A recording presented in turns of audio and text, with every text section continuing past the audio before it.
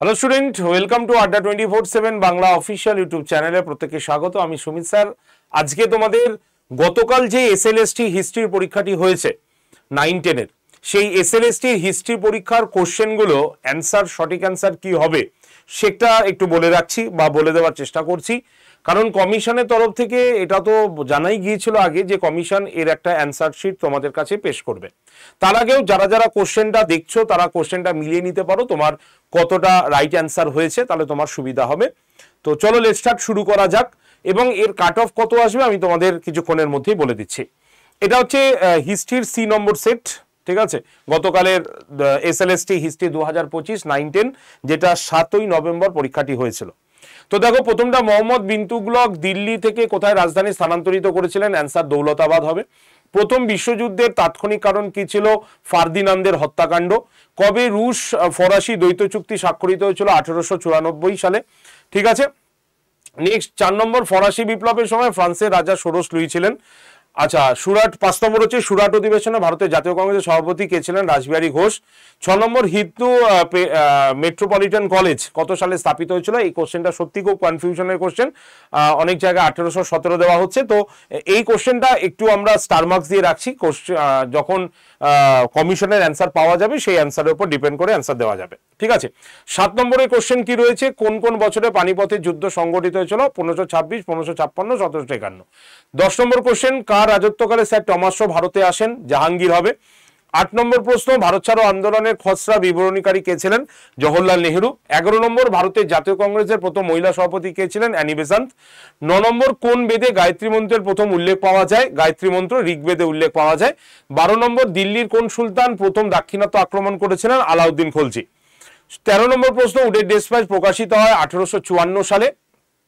আচ্ছা, 16 নম্বর, Kolkata supreme court স্থাপিত হয় 1774 সালে, ঠিক আছে। নিম্নলিখিত কে প্রেসের মুক্তিদাতা রূপে পরিচিত? অ্যান্সার চার্লস মেটকাফ, ঠিক আছে। মালিক কাফুর কে ছিলেন?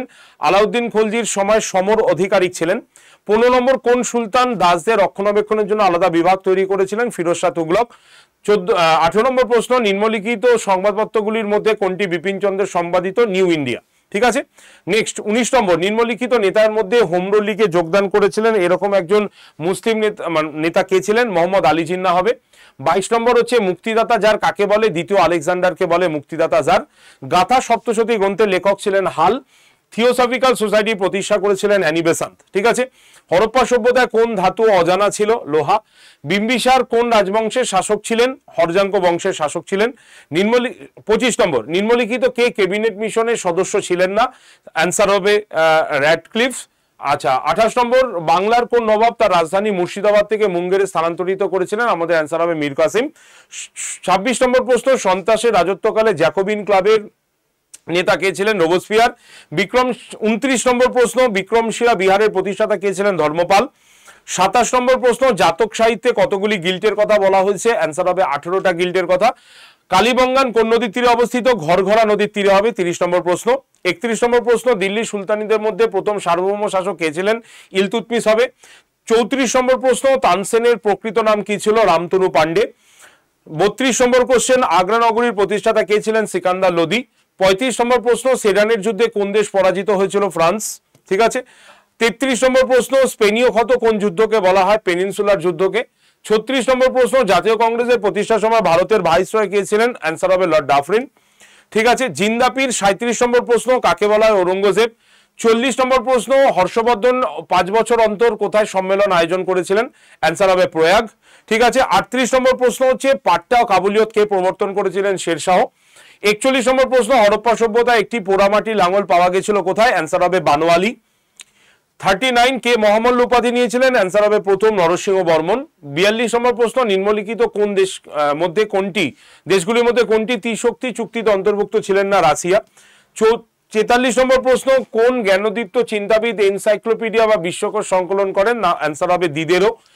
46 নম্বর প্রশ্ন, নিম্নলিখিত আক্রমণকারীর মধ্যে কে দিল্লি থেকে মোর সিংহাসন নিয়ে গেছিলেন? নাদির শাহ। 44 নম্বর প্রশ্ন, বেনারস হিন্দু বিশ্ববিদ্যালয় স্থাপন করেছিলেন মদনমোহন মালব্য। 47 নম্বর প্রশ্ন, টিলসিটের সন্ধি স্বাক্ষরিত হয় 1807 সালে। 45 নম্বর প্রশ্ন, নিম্নলিখিত মুঘল শাসকদের মধ্যে কে অমৃতসরে স্বর্ণ মন্দিরে জমিদান করেছিলেন? আকবর। 48 নম্বর প্রশ্ন, ভারতের জাতীয় কংগ্রেসের প্রথম অধিবেশন কোথায় হয়েছিল? গোকুলদাস তেজপাল সংস্কৃত কলেজ, বোম্বে। ঠিক আছে। 49 নম্বর প্রশ্ন, ভারতে কবে রেলপথ চালু হয়? 1853 সালে। 52 নম্বর প্রশ্ন, দিব্য কোন বিদ্রোহের নেতা ছিলেন? কৈবর্ত বিদ্রোহের নেতা। 50 নম্বর, ভারতীয় সঙ্গীতের উৎস কোন বেদকে বলা হয়? সামবেদকে। 53 নম্বর প্রশ্ন, রাসবিহারী বসু কোন ছদ্মনামে জাপান থেকে তিনি চলে গেছিলেন? PN টেগর।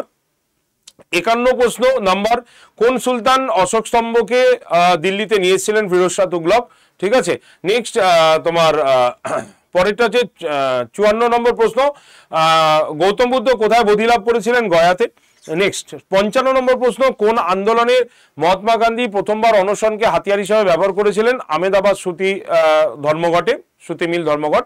58 নম্বর প্রশ্ন, কোন বছর ব্রিটিশ ইস্ট ইন্ডিয়া কোম্পানি বাংলায় কুঠি নির্মাণ করেন? 1851 হবে। 56 নম্বর, ত্রিশক্তি সংগ্রামে নিম্নলিখিত কোন রাজবংশ জড়িত ছিল না? চোল। 59 নম্বর প্রশ্ন, আজাদিন ফৌজ কবে কোহিমা দখল করেছিলেন? অ্যান্সার 1944 হবে। বর্ণপ্রথা কোন সময় বংশানুক্রমিক হয়? পরবর্তী বৈদিক যুগে। কোন রাজার শাসনকালে পারসিক দূত, 60 নম্বর প্রশ্ন, কোন রাজার শাসনকালে পারসিক দূত আব্দুল রাজ্জাক ভারতে এসেছিলেন? দেবরায় সেকেন্ড, দ্বিতীয় দেবরায়ের সময় ভারতে এসেছিলেন। তাহলে টোটাল এই 60টা প্রশ্নের মধ্যে একটা প্রশ্নের অ্যান্সার সঠিকভাবে পাওয়া যায়নি, ওটা কমিশনের ওয়েবসাইট চেক করতে হবে। তো মোটামুটি এই হচ্ছে প্রশ্ন। এবার যদি বলো কাট অফ স্যার কত আসতে পারে, তাহলে কাট অফ মোটামুটি আমরা ধরে নিতে পারি কোশ্চেন প্রচন্ড সোজা হয়েছে, প্রচন্ড থেকে প্রচন্ডতর সোজা হয়েছে।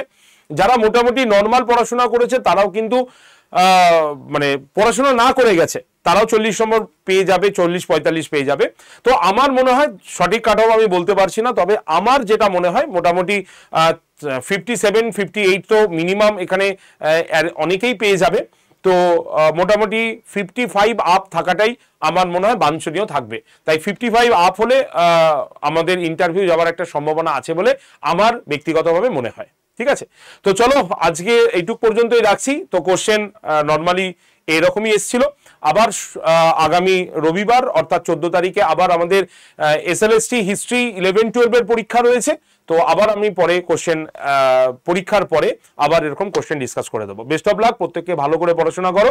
আর হিস্ট্রি ক্লাসে যারা যারা ফ্রিতে জয়েন করতে চাইছো তারা ইউটিউবের ফ্রি ক্লাসে জয়েন করো, উইথ হোয়াটসঅ্যাপে হাই লিখে পাঠাতে পারো PDF এর জন্য 8013492626 নাম্বারে। ঠিক আছে, তো চলো বেস্ট অফ লাক, দেখা হচ্ছে তোমাদের সঙ্গে নেক্সট শোতে। ভালো থেকো, আর পরের পরীক্ষাটা কিন্তু অবশ্যই ভালো করে মন দিয়ে দিও। টাটা।